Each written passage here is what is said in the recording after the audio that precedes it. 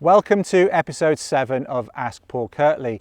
In this episode we're going to talk about some stuff and I don't know what it is yet because I've got a bunch of questions on my phone. I've just downloaded them from my machine at home. People have been leaving me SpeakPipe questions and I'm just going to answer them off the top of my head. We'll see what happens.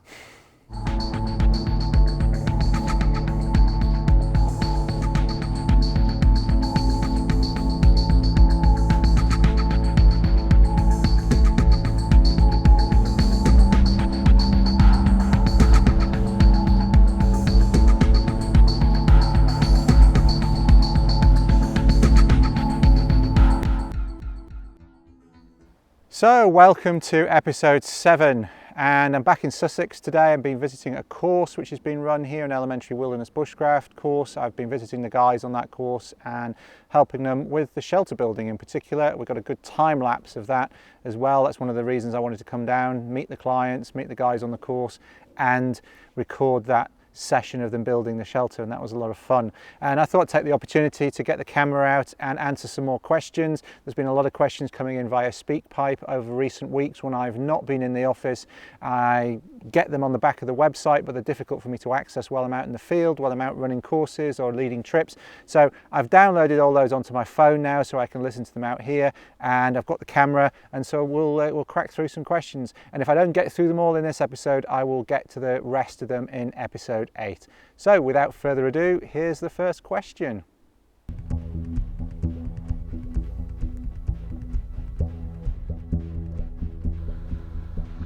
Hi Paul, it's Austin Lill here. When I came on your 3-day Frontier course a while back, a chap said that he'd taken home a roadkill deer, and I seem to remember that you said there were several things, quite important things, that someone needs to consider before doing so. Now, if I've got that right, I thought it might be salient to get that information out there for others. Thanks very much. Thanks for the question, Austin. Always good to hear from you. Yeah, there are some issues with collecting roadkill deer.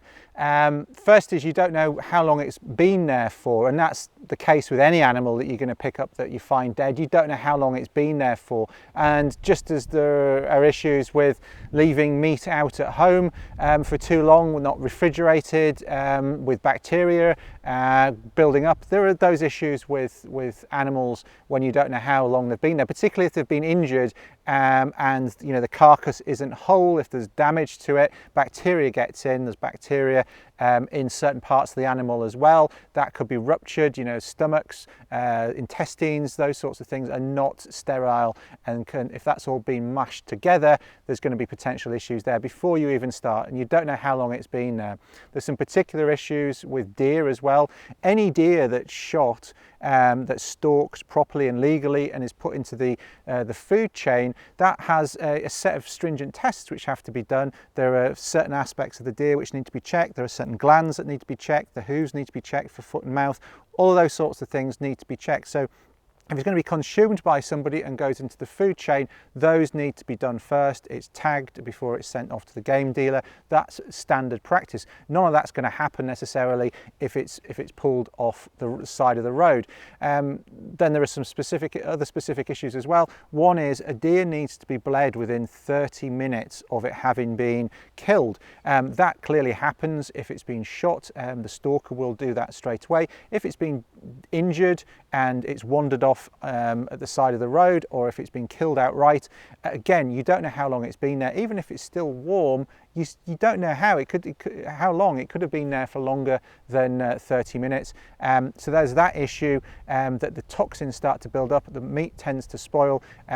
It should really be bled within 30 minutes. And most people who are going to find a deer, even if it has been there for only 30 minutes, they're not going to bleed it on the side of the road. So there's that issue as well. And then thirdly, with that sort of ruminant where they've got the stomachs full of vegetative material, that starts building up gas very quickly. The animal starts to bloat, and you'll see that with animals at the side of the road. You may have seen them with the legs splayed apart with a big fat stomach. That's because of the gases building up in the stomach, and that can force stomach contents into parts of the rest of the animal, particularly if that has been ruptured by the injury, and that can force bacteria and other substances into the rest of the animal, which are not necessarily going to be good. So there are some issues with collecting meat from the side of the road, but I know of plenty of people who've done it without knowing about any of those precautions. I'm not condoning it, but there are some things that you need to be aware of, and those are them, Austin. So good question, thank you.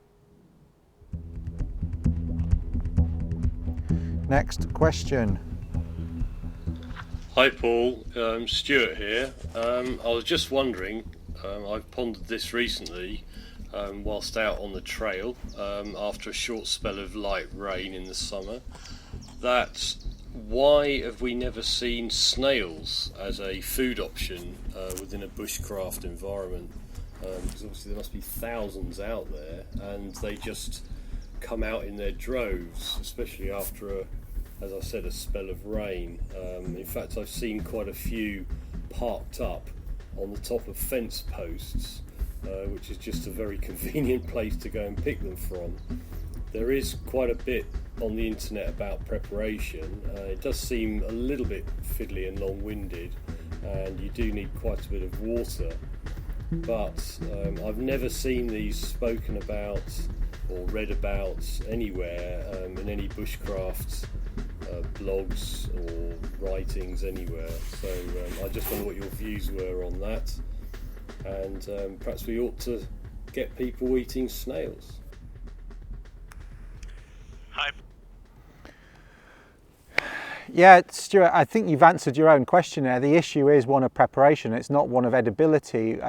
Garden snails are edible, and they need to be prepared in a certain way. You know, the French eat snails, and there are particular types of snails you get served in restaurants, but generally with snails, if they are edible, they need to be prepared, they need to be almost cleansed so that they have the right sort of taste, and it does involve some water, it involves some time, and it's not just as simple as going and picking them off the underside of a rock or a log, or finding them and, you know, shelling them and popping them in a pan, unfortunately. So there's no reason why you couldn't be, if you're in the woods for a time, there's no reason why you couldn't be harvesting them, feeding them the right things, and then using them for food. There's no reason, it's just not something that people seem to do, particularly not in the UK. We tend to be turned off by that issue, but no, I can't see any reason. I think you partly answered your own question there. You do see from time to time, you say they're not mentioned on blogs. Yeah, not in the sort of bushcraft and survival blogs perhaps, but if you look at some wild food blogs, you will find them, and that's perhaps where you've seen some mention of them being used there. But yeah, if you're in the same place for long enough, and you can prepare the snails in the right way so that they're tasty, then why not? I can't see any reason why you shouldn't do that. Next question, if I can pick the right one. Hi Paul, my question is, what advice would you give someone who is either instructing bushcraft at a basic level, is possibly new to instructing bushcraft, or is looking to become a bushcraft instructor as a career? Thanks. Well, there's quite a few questions in amongst that really, and there's a lot of things that I could say. I'll split it into two parts really, one about new instructors and one about people who want to be an instructor. First off, I'll start with the people who want to be an instructor. That seems to be the logical sort of timeline. People who want to be an instructor need to be motivated by the right reasons, and I think a lot of people see bushcraft courses for sale, and they look at the fact that the course may be, say, £500 for the week for the course, and for some people that's a lot of money. For a lot of people it's out of reach. For other people it's, you know, in the context of holidays they might take, it's not a huge amount of money, and for people who want the training and don't have a lot of time, it's very, very well spent. You know, they get that knowledge and that information and that coaching in a short space of time, and they get up the curve. So, you know, I'm not going to have a debate about whether or not it's value for money. It depends on where you're at, both in terms of your income, why you want the skills, and how much time you have otherwise. And of course, you can go and learn from books. So the first thing I would say, if you want to be an instructor, you don't necessarily have to go and do lots of courses, but you have to have the skill set to start off with, and you need to get that skill set to start off with. And there are multiple different ways of doing that, from teaching yourself, finding a mentor, going to do some sort of mentored instructional development course, coming to work for a bushcraft school like mine, and doing an apprenticeship is another way. And before I get inundated with applications, I don't have any opportunities like that at the moment, and I'll come back to that in a little while. But I think people optically, they see £500 for a week or £600 for a week at some of the top schools, and they say, okay, well, 12 places, that's, you know, £6,000 to £7,200. I'd love to earn £7,000 a week. Those guys must be raking it in. Frankly, we're not. You know, somebody was quite abusive to me a while ago about not offering more information for free, and they were up in arms that I was actually charging for some information and saying, oh, you must be making loads of money from your courses and you should be giving this away for free. Well, actually, it's quite a difficult profession to earn a living from, because I'm not teaching courses week in, week out, for starters. So that's one thing. You know, we're running courses some weeks, not other weeks, and it's within a certain season. It's from maybe Easter through till September or October that we're running courses. Most people don't want to come to the woods in the middle of December to do a course because it's cold and wet and windy, and we don't really want to be teaching a course in December because it gets dark at 4 o'clock, whereas if we're teaching a course in June or July, we can teach until 9 or 10 o'clock at night. People get much better value for money, going back to the value for money point. So people will look at what we do, and they'll do a quick back of the envelope calculation and think that it's a money spinner. So my first point is, don't try and get into this business, don't try to get into instructing bushcraft if you think you're going to make loads of money out of it. You're not. Any outdoor education tends to be low paid, and that's because, frankly, a lot of people don't want to pay a lot for outdoor instruction.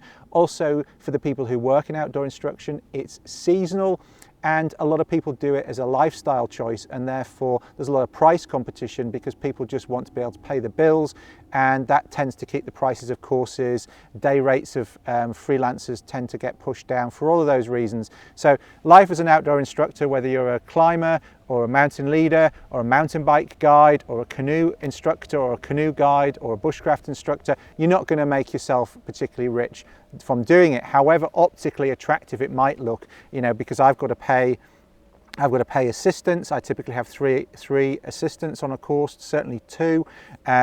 We've got to pay for insurance, we've got to pay for a vehicle, we've got to pay for land, we've got to pay for food, we've got to pay to run a website and an office and all of those sorts of things. So actually it's really, really quite difficult to make ends meet, however you do it, whether you're a one-man band or whether you've got a company with people working for you.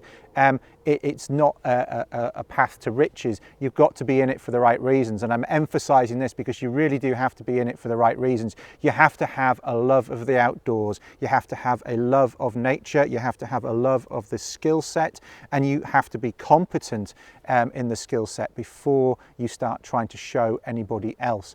And you know, you have people applying to me who say, you know, I'd love to come and be an assistant so that I can learn more. I'm sorry, you're not going to get a job as an assistant.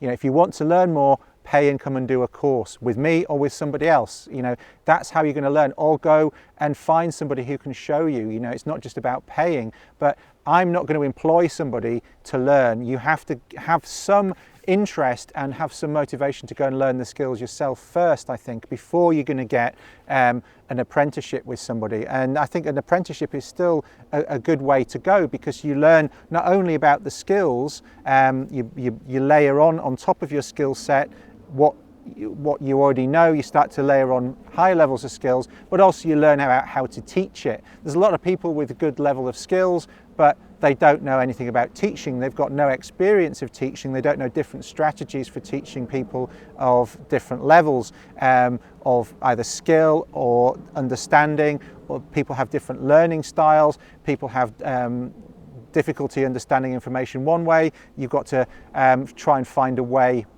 of allowing that information to get to them in an efficient way. Some people don't like to be shown, they prefer to do. There's also, you've got to learn different strategies for teaching, and that's something that you get from apprenticing or doing a course where you are taught how to teach. You're taught different teaching strategies. You also learn about the logistics of running a course. You learn about risk assessments. You learn about looking after customers and clients and students. So I think if you can find somebody who will, even if it's an unpaid Saturday or weekend job where you can go and assist on courses, that's a good way. And if you can't do that, if you can get involved in local scout groups, scout association are always calling out for leaders, just some way where you can start to get the basic skills across to people. That's a start to the path, and that's the way I would look at it. If you don't have money to pay for a training course, or you don't have lots of time to devote to learning because you've got to earn a living and got to put food on the table and pay the bills, do it gradually. Use your weekends, use your evenings that way. Get involved in the scouts, get involved in the local nature reserve. All these sorts of things can allow you to start to build up the skill set that you need. If you can get a paid apprenticeship, that's great. That's probably still only going to be seasonal because, as I say, that tends to be the work. Those are the sorts of things to do. And then just write off to people, contact people on social media, ask. But you've got to say what you can offer too. I get a lot of people writing to me saying, I want to come and take from you. And that doesn't interest me as an employee, as an apprentice, as an assistant. I need somebody who's going to offer something to me and to my clients, but either directly or by extension by supporting me or supporting other people who work. Too many people write in and say, I would like to come and work for you so I can learn more. And frankly, that isn't an equation that works. In terms of people who are instructors and are new instructors, I would say the most important thing is don't teach beyond your level of knowledge. Don't bullshit people. If you don't know the answer to a question, say, I don't know, I will find out for you. And that can be hard to do when you're a new instructor and you're a little bit, maybe not quite as confident in your skills. I'm quite happy to say to people, I don't know. There's loads and loads of things that I don't know. I'm confronted by things that I don't know every single week when I'm working with customers because they ask all sorts of fantastic questions. And so when you're teaching and people ask you things that you don't know, and it could be about a bug that they see on a thistle here, for example, what's this? I may know what it is, I may not know what it is. I may have to go and ask Sherry, who is one of the assistants who works with me at Frontier Bushcraft. The rest of the time when she's not working with us, most of the time she's working for one of the wildlife trusts, and she's fantastic in her knowledge of all the small things that creep around in the hedgerows, and particularly in the bugs and insects that you find. And so there is always somebody who's going to know more about stuff than you in a particular area. Going back to what I said in episode 6, you can't know everything, and there will be things that you're strong on and things that you need to improve on.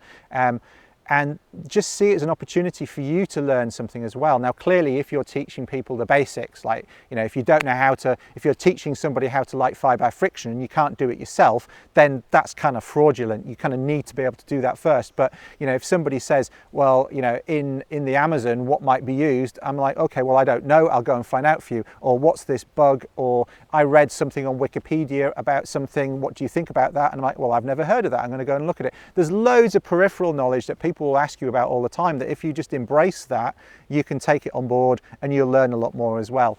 Also, people have got different ways of looking at things as well, and a new perspective can give you a new perspective on what you're teaching as well, and that's always interesting. So don't be too defensive when you're teaching. Clearly you've got to know the major building blocks of what you're doing. You know, if you've advertised a course where you're teaching people how to do some basic campfire cookery, light fires, do a bit of basic tracking, do some tree and plant identification, show them how to do a bit of friction fire lighting, water purification, you need to know that stuff inside out. And if you don't, then you need to get up that curve quickly, because I think you need to have a higher level of knowledge than the one you're teaching at. So I would say, even if you're teaching a baseline of knowledge, David, then I would say make sure that you know as much around that as possible, because you're going to answer more questions and you're also going to be more confident in your delivery, and people will pick up on that. If you're really stretching the level of knowledge and level of skill that you've got to teach the basics, people will pick up on that and they will not trust you as much as an instructor. Whereas if you're just very confident, you're very easy with those skills, they're just second nature to you, then they will trust you that much more, and you can take them much further with their own skills as well. And that's an important thing. But I would say the most important thing is just be honest about what you know, be honest with yourself, make sure you know what you need to know to teach what you've advertised you're teaching, and try and get a level of knowledge that's above that, and then just don't BS people, because people increasingly have got really good BS radars, and you need to just be honest. And then you think about the long haul. You're trying to get customers to come back, you're trying to get people to come back and do different things with you, you want good word of mouth. All of that's really, really important. So that would be the main thing. And then in terms of career development, just, you know, don't be afraid of doing the basics over and over and over and over and over again.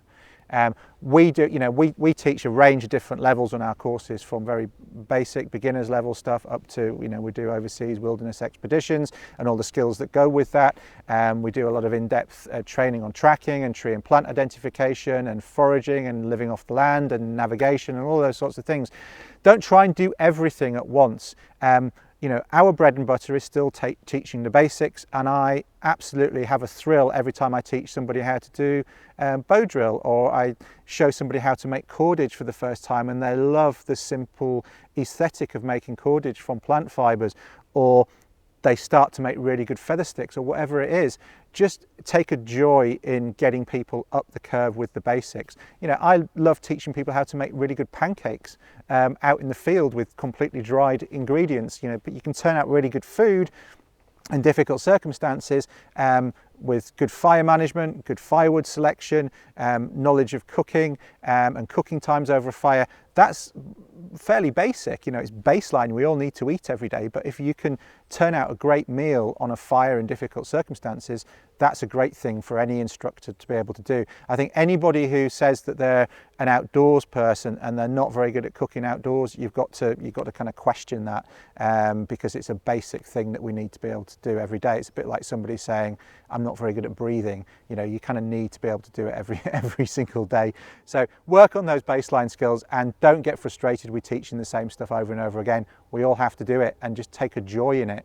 Take a joy in finessing your skill set of the basics. Take a joy in finessing your ability to get those things across to people, and finessing your ability to get them up the curve more quickly. That's, you know, to me, there's as much in there as there is going to wild places and guiding people in difficult conditions in far-flung places, and learning about, you know, tree and plant identification, their uses in new places. You know, that for me is great, but I love, you know, if I can teach somebody how to make a really good feather stick on a weekend course, I'm really happy too, and you've got to take joy in those things. Slightly long-winded answer there, David, I'm thinking on my feet, but there's so much that I could talk about, but just enjoy the journey as well.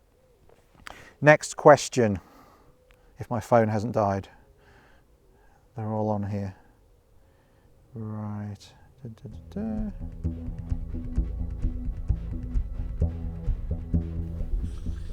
Hello Paul, it's Adrian Spring. My question concerns hawthorn. I've used the hawthorn berries to make the fruit leather before, but I was just wondering if there was another way of using them for food. Thank you for all your assistance. Keep up the good work. Love the show. Thank you. Hi Adrian, good to hear from you, and another good wild food question from you. If you don't remember Adrian, he asked a question about Alexander's a couple of episodes ago. Yeah, I mean, personally, I think making the leathers from the hawthorn berries is the best thing that you can do with them. I mean, you can eat them straight off the tree. They've got a large pip in the middle, as you know, and they don't taste anywhere near as sweet or as just as pleasant to eat straight off. They're quite mealy. They're not particularly flavoursome. They're not sweet like some of the other berries, but you know, you can eat them like that. You can sort of get halfway to making a leather and add that into other things with other fruit to sweeten it up a bit. You know, if you wanted to make a sort of compote, if you like, while you're out. You know, I've done courses where, you know, in terms of teaching, but also I've done, initially I did courses, but also I've done exercises on my own where you're living off the land. And frankly, you've got to change your expectations. You know, making fruit leathers is great, and it allows you to preserve fruit over the winter and carry it with you, which is and it tastes better. And I know some people who make fruit leathers in the autumn, late summer and into the autumn, and then they give it to their kids to put in their pack lunch for school, and the kids actually really love it. So there's lots of reasons to do that. Whether you're looking at it from a sort of historical living off the land perspective, also from a, you know, modern living, giving your kids good healthy wholesome pack lunches as well. But if we need to eat the berries right now, you can eat them straight off the tree. As I say, not so good. I would tend to sort of go down the route towards making them a fruit leather, but then add some water in, get the seeds out in the same way as you would do when you're making a fruit leather, add some water in, add some other fruit which are going to sweeten them up and give them a bit more flavour, and then just eat it, you know, like you would you know, as I say, a compote or a jam. Add it in with other things, add it into a soup or a stew. It's not going to be a flavour that you're necessarily going to be massively enamoured with mixing that up. You know, if you manage to get you know, a rabbit or a squirrel, and then you've got some other, you know, roots perhaps, and you're mixing it in with fruit, but it's all energy, it's nutrition, it's those macronutrients that you need, and particularly you're getting some sugars from the hawthorn berries, and you're getting vitamin C. Is it going to be something you choose in a restaurant? No, but frankly, it's a good source of energy and vitamin C, and why not make use of it if you can? But to be honest with you, the best use of it really is the fruit leathers.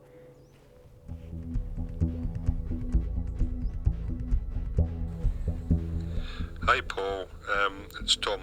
Thanks for the response in your Ask Paul Kirtley section, Article 5, with regard to the Mora. In regards to the Andrew Buchanan question, as a serving police officer of 28 years, you're absolutely on the money with your response. Quite rightly so. Perfect response. Oh, thanks, Tom. Thanks. Next question. I thought I had another question from Tom somewhere here as well. Let's see if I can find it.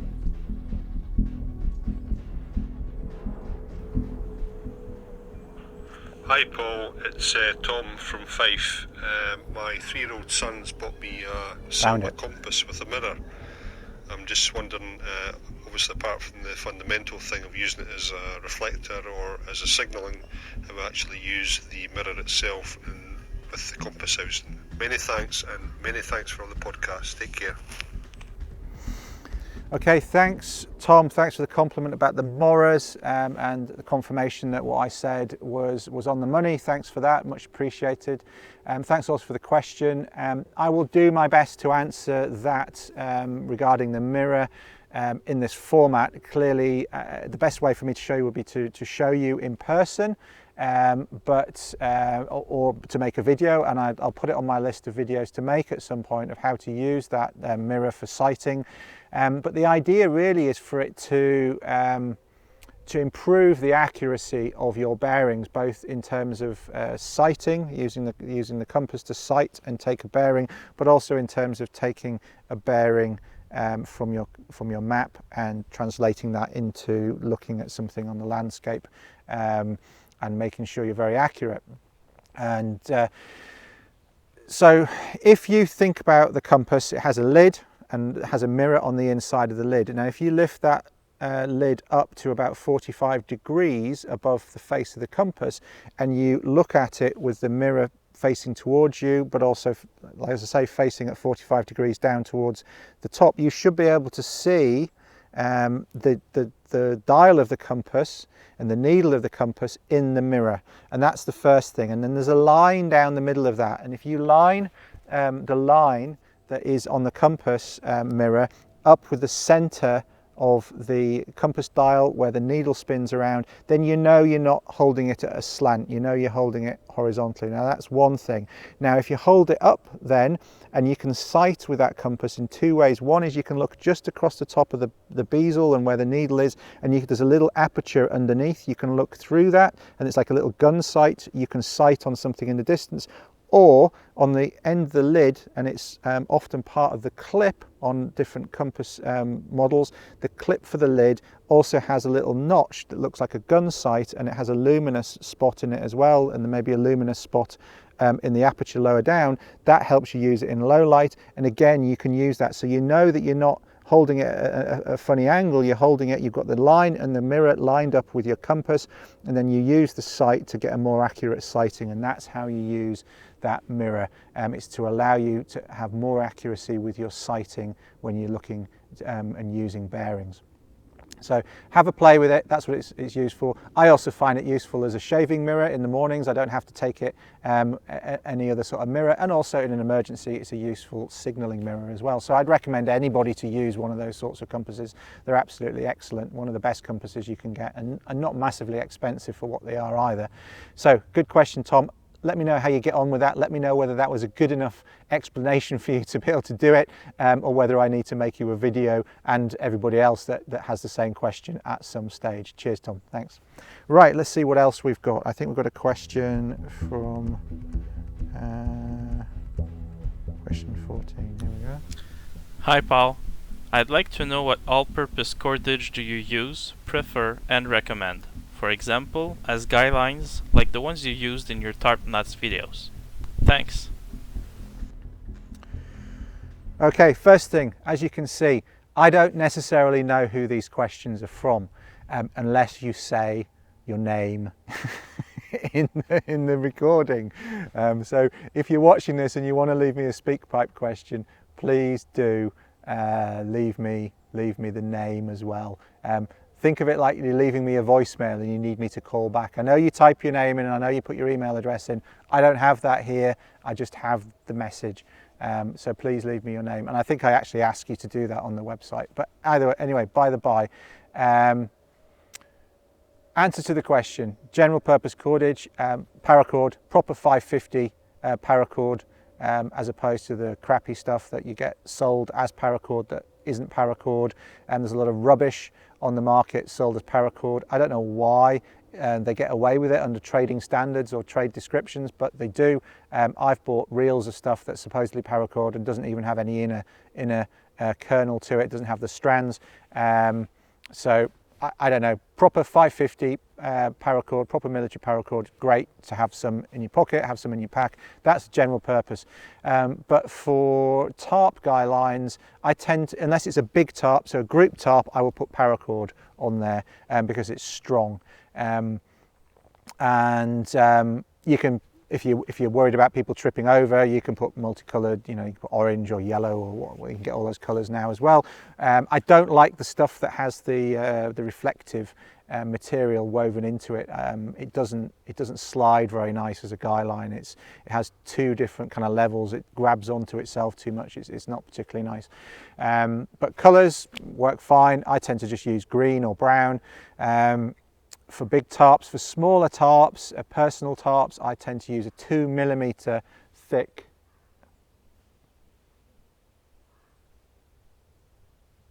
I've just got a deer going through the back there. I just heard some sticks cracking there.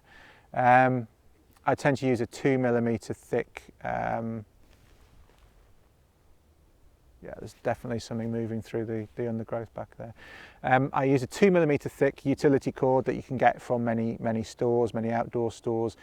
That's way strong enough for a small personal tarp. You can hang plenty up on your hand without it overfilling your hand. You can hang a longer length on your hand than you can of paracord, so you can have as long a piece as you need, and often have a little bit extra is good because you can get round logs, you can get round trees, not just round a peg. You can peg it, you can put the tarp up higher and peg it out further if you want to. Maybe you're just stopping for lunch and you want a few of you to sit underneath it. You've got the options then. So I go, but 2mm is by far strong enough, and it doesn't weigh very much either. It weighs less than the paracord, so in terms of keeping your pack weight down, again, so that's what I use. 550 paracord for bigger tarps and for general utility use, and 2mm for the small tarps. That was a very long-winded way of giving you that short answer. Hello Paul, yes, it's Adrian again. I was just wondering, on the blog there is an article entitled 5 Plants Every Survivalist Should Know, and they all seem to be mostly edible. I was wondering, what's your top 5 medicinal plants? Thank you very much. Keep up the good work. That's the old podcast music there. Yeah, they're all edible because they're the ones you need to know from a survival perspective. If you're dumped into an environment, you need common, widespread, easy to recognise, and ones that you're going to get a lot of return from. They're the ones that are at the top of your list. So for those of you that don't know that article, I'll link to it in the show notes. Top 5 medicinal plants. To an extent, that's slightly academic because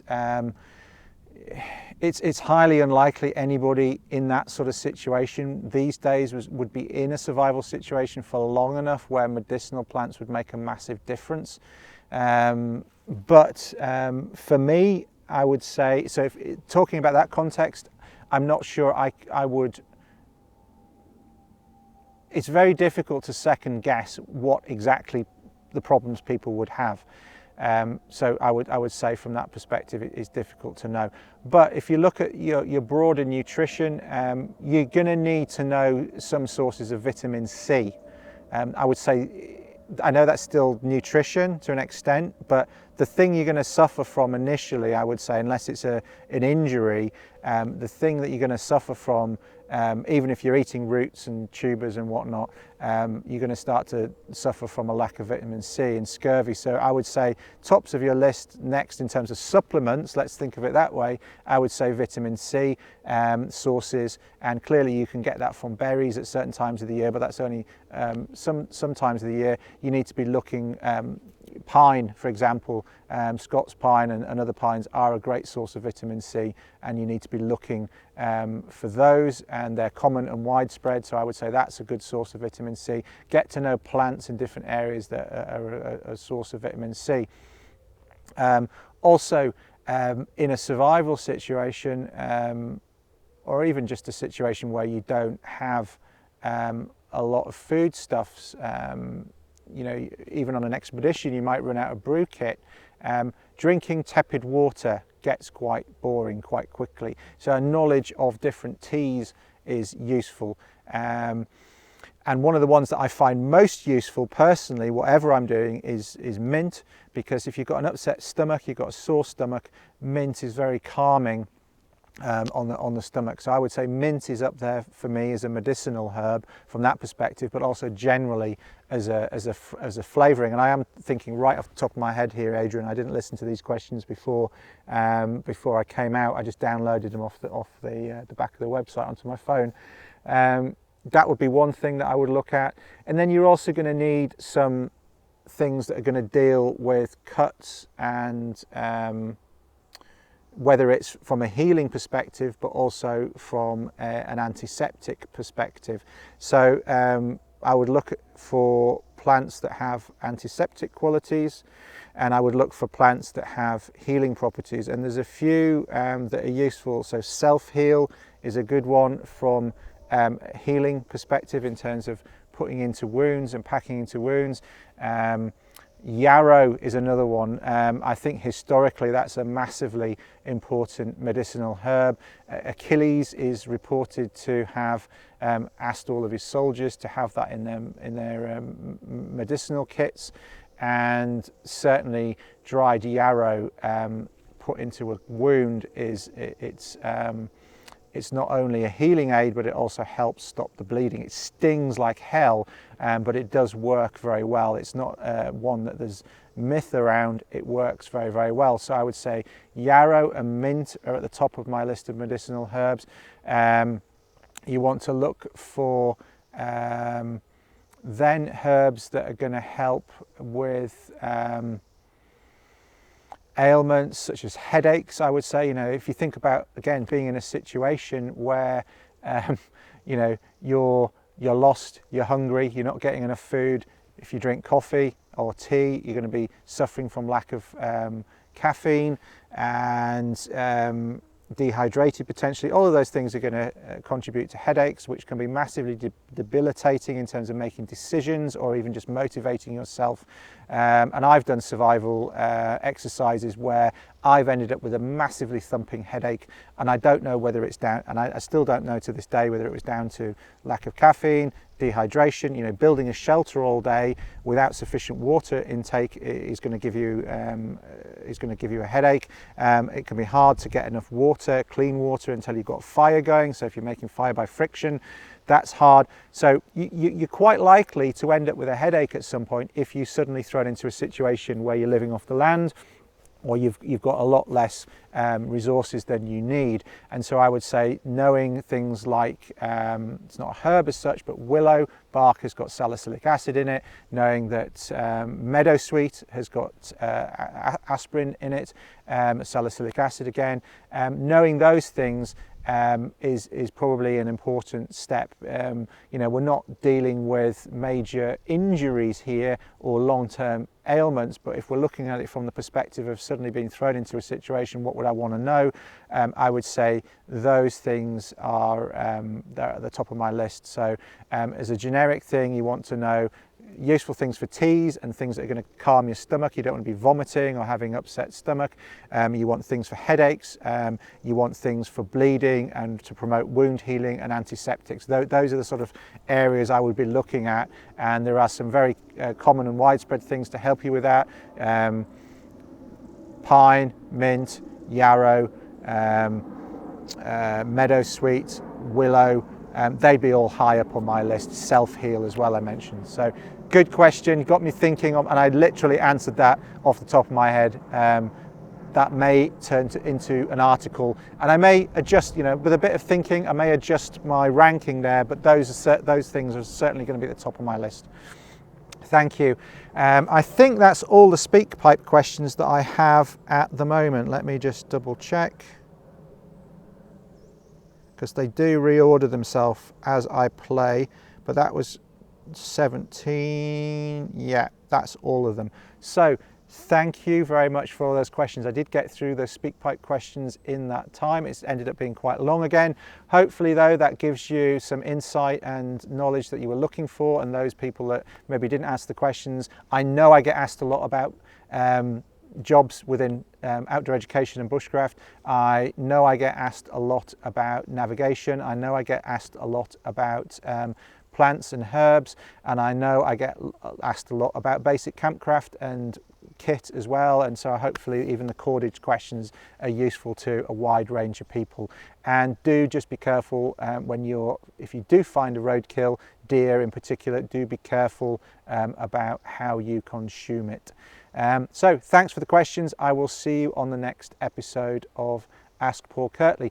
But before you go, please can I ask, if you enjoyed this episode, if you found it useful, or if you've got a favourite episode from the past that I've done, from the past series in recent weeks, could you share this episode or your favourite episode with your social network, particularly if you're part of a group or a social network of like-minded individuals that are interested in bushcraft or survival or wild food and foraging or camping.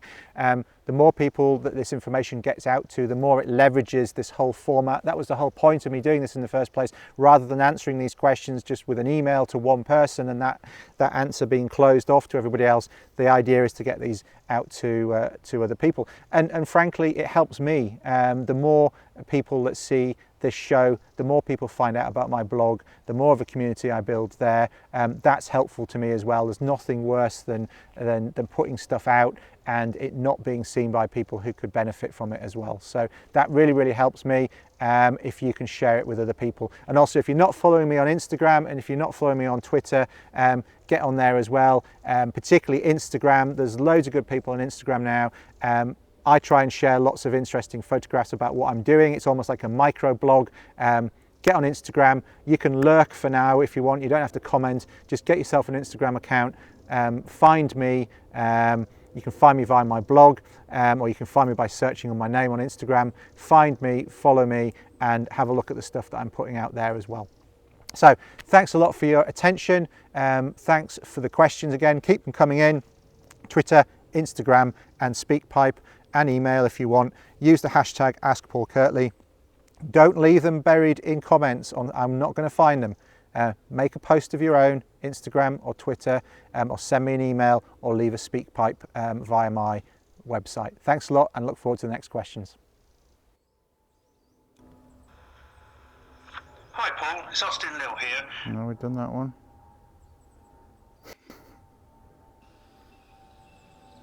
Hi Paul, Stuart here. No, we've done that one.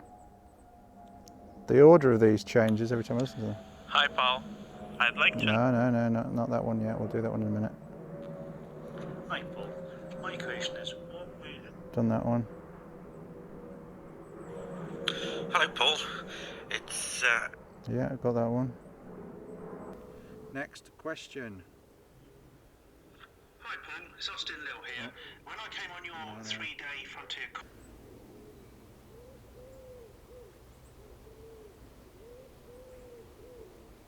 Hi Paul, my question is, what we advise... Done that one already.